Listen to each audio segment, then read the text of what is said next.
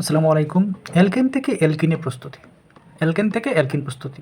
যদি বলা হয় যে ইথেন থেকে ইথিন তৈরি করো, তাহলে ইথেন থেকে ইথিন তৈরির জন্য আমাকে এখানে হাইড্রোজেন অপসারণ ঘটাতে হবে। হাইড্রোজেন অপসারণ সরাসরি করা যায় না। আমরা জানি যে অ্যালকেনে সরাসরি কোনো কিছু যোগও করা যায় না, বিয়োগও করা যায় না।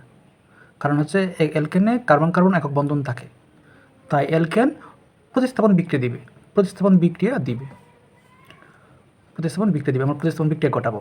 আমাদের টার্গেট হচ্ছে এই অ্যালকেনকে সবার আগে অ্যালকোহলে নিয়ে যাব। অ্যালকোহলে নিয়ে যেতে পারলে ওখান থেকে আমরা অ্যালুমিনিয়াম হাইড্রোক্সাইড বা সালফিউরিক অ্যাসিড দিলে, যারা হচ্ছে নিরোধক বা যারা পানি শোষণ করে নেয়, পানি নিয়ে গেলে তারপর এখান থেকে অ্যালকিন বা ইথিন তৈরি হয়ে যাবে।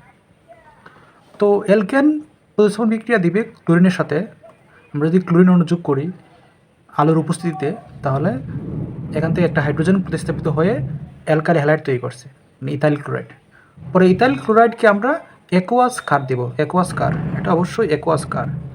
অ্যাকোয়াস ক্ষার দিলে আমরা পাবো অ্যালকোহল, ইথানল। ইথানলকে পরে আমরা সালফিউরিক অ্যাসিড অথবা অ্যালুমিনিয়াম অক্সাইড, যারা হচ্ছে নিরোধক, তাদেরকে দিলে এখান থেকে পানি বের হয়ে যাবে। পানি বের হয়ে গেলে তৈরি হবে আমাদের ইথিন, কাঙ্ক্ষিত অ্যালকিন তৈরি হয়ে যাবে।